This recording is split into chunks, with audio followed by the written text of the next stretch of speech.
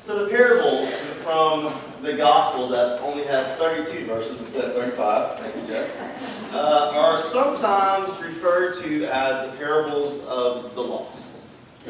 Other people refer to them as parables of the found. So sometimes you get the parables of the lost. Very good. I feel like I can just sit down now. Like you got it. Fred Craddock, who a minister, theologian, great preacher, said that these are parables of joy. You see, in each parable, there is something that is lost. It is then found, and the finding of that lost thing creates a great deal of joy. So they could be parables of the lost, parables of the found, parables of joy. Now, it's kind of unique to get all three of them together. Normally in a lectionary or in a sermon, we generally break them up. We generally either get each one by itself for its own sermon or its own Sunday, or at the very least we get the shepherd and the coin, the sheep and the coin together, and the lost son, the prodigal son, all by itself. So it's really a wonderful opportunity to get all three of them together today. Because what that means for me is that I can use all three of the stories that I have to go along with each of the parables and be done with it. Alright? So, as I mentioned, my mom used to raise sheep, and I helped my cousins with their sheep when I was a kid in 4-H. So, my first call in Russellville, Kentucky, preaching on the parable of the 99 and 1 lost sheep, I mentioned that in the sermon. And after the sermon, after the service, a farmer in the congregation came up to me and said something along the lines of, you might know something about sheep, but you don't know much about shepherds. See, I can tell you why there was much rejoicing. That sheep that was lost, that sheep was always getting lost. That was the problem sheep. And he called his friends to celebrate when he found that sheep, because that sheep was never running away again. And they were celebrating with a barbecue. When I was in high school, my dad was a real estate agent, and he had been hired on by Willis-Knighton Hospital over in Shreveport to buy up some properties around one of their campuses because they wanted to expand. And one of the properties that he was in contract to buy up for them was actually my great-grandmother's house. Now, my brother told me that when he was a little boy, he's much older than I am, when he was a little boy, my grandmother would tell stories about my great-grandmother. And one of the stories that she told was that she would take silver dollars, and she would hide them under the rug and under the floors of her house. I guess she didn't trust banks too much. And so knowing this, or remembering this, my brother tells me about it, and we know that that house is slated for destruction. So my brother and I get a couple of crowbars and a baseball bat. It wasn't the best area of town. We go over to the house, kick in the door, and we rip the floors apart. And we find just a bunch of dirty needles and things. So, but that was us looking for coins under the floor. And finally, Victor Hugo's novel, which became a musical and a movie, Les Miserables, or Les Mis, tells the story of Jean Valjean. Jean Valjean is in prison for 19 years for stealing a loaf of bread. When he gets out of prison, he goes to Bishop Bienvenu's house and tells the bishop his whole story. And he stays the night with the bishop. The next morning, Jean wakes up before the bishop and he steals a silver setting to take and sell for the money. He doesn't get very far until the police find him, capture him, and bring him back to Bishop Bienvenu. Bishop Bienvenu knows Jean Valjean's story. And so when the police say, "We caught this man who has stolen it from you," Bishop Bienvenu says, "Oh, thank goodness you found him and brought him back." You see, he didn't steal that silver setting. It was a gift. And he forgot to take these 2 candlesticks that go along with it.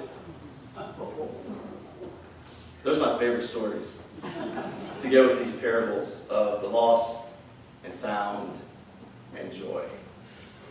Now, here's the thing about these parables.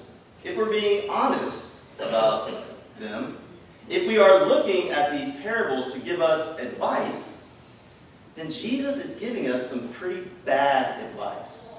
Or at the very least, some dangerous advice.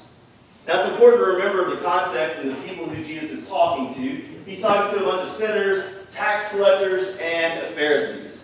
Now when we say a bunch of sinners, we know that we're all sinners, right? So it's not that bad of a word. But in those days it was. The sinners were the degenerates in the society. The sinners were the ne'er-do-wells. They were the punks that always got rounded up whenever something went missing. The sinners, well, that was a serious label. And that's who Jesus is with when he's telling these parables. Now again, if Jesus is giving them for advice, I do think it is bad advice to these sinners and to these tax collectors and to these Pharisees, because think about what he's telling them to do. Really think about it. In the first story of the shepherd, Jesus says, which one of you, having 100 sheep, would leave the 99 to go and save the one? I guarantee you, every one of those sinners, tax collectors, and Pharisees who are listening to this parable, if they were to answer that question, they would have said, none of us. No one would do that. It's stupid to leave the 99 in the wilderness to go and get the one. Those sheep were that shepherd's livelihood.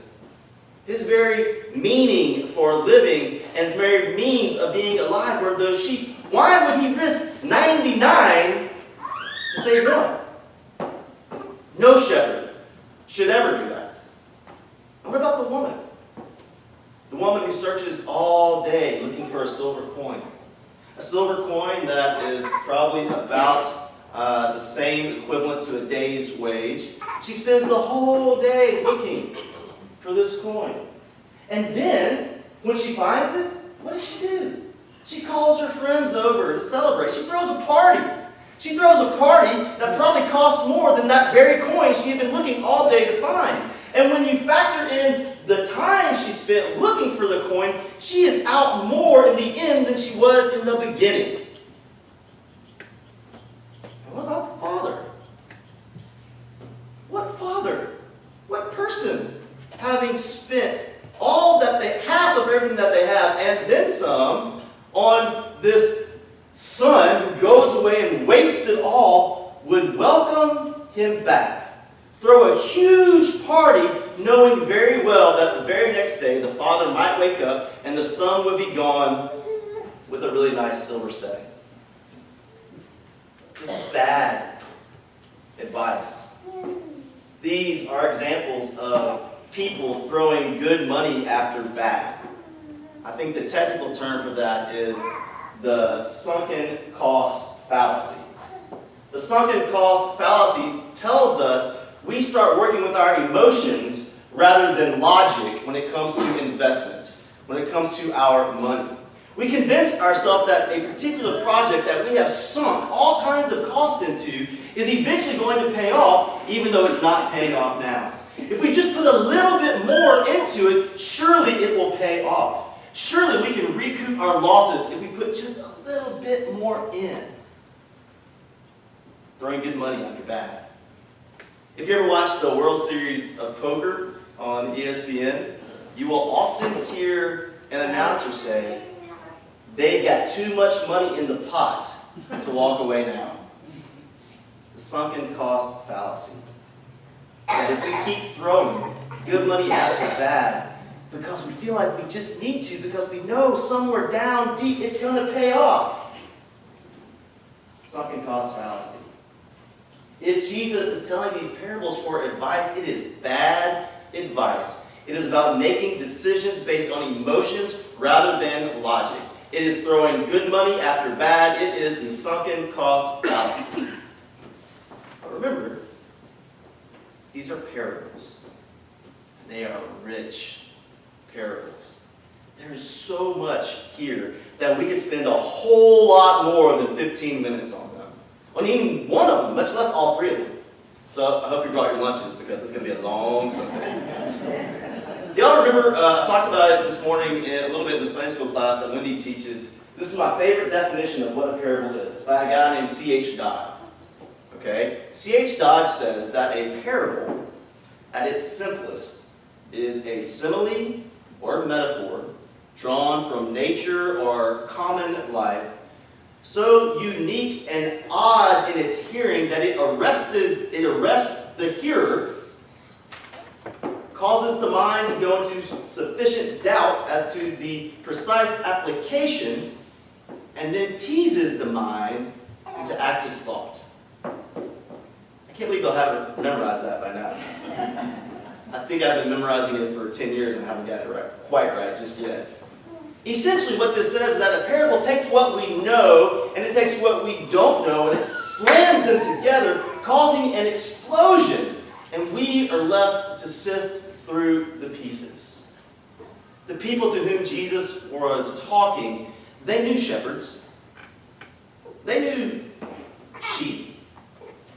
But none of them knew a shepherd who would risk 99 to save one. That didn't make any sense. That's what made them think. They all knew women.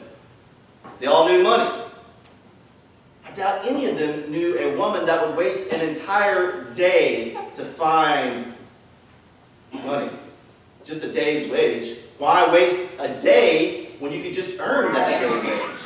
And I'm sure they didn't know any women who would then throw a party that cost more than the money and time she had already invested. It didn't make sense. And they all knew fathers, and they all knew sons. You know, all families are different, but all families are the same, too. They all knew, either personally or someone nearby, they knew someone who had a child like that.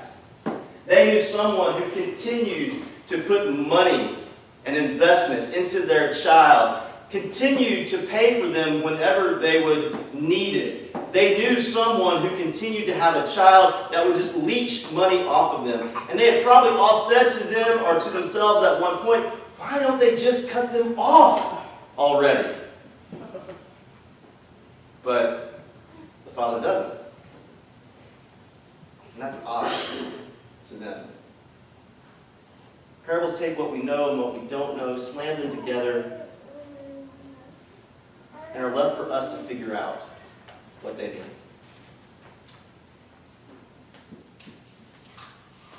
As I often say, I would never tell you that I know the exact answer to what's going on in the Scripture.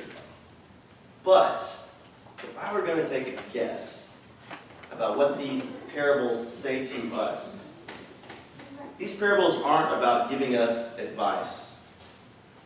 These parables are about God. God who has fallen victim to the sunken cost fallacy. God who is willing to throw good money after bad. God who continues to invest because God has not given up just yet.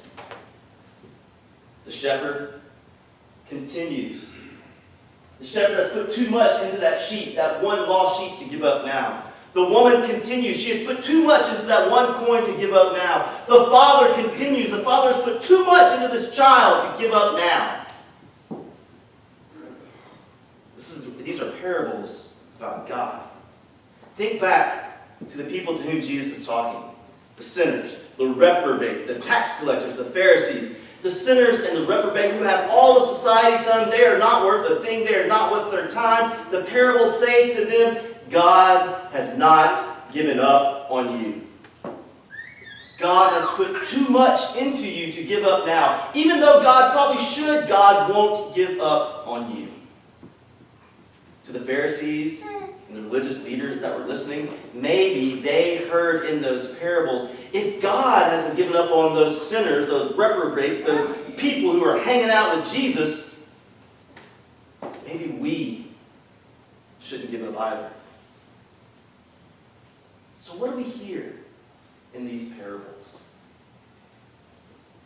And again, I can't speak for you or for Jesus or for the Scriptures, only for me. But in these parables, I find God who says, I have put too much into you. I have invested too much time, too much love, too much care into you to give up on you now. It reminds me, when I see everyone out there, that God has also invested a great deal in them. How could God ever give up? It tells us that God is a God who throws good money after bad, and that's a good thing. Amen?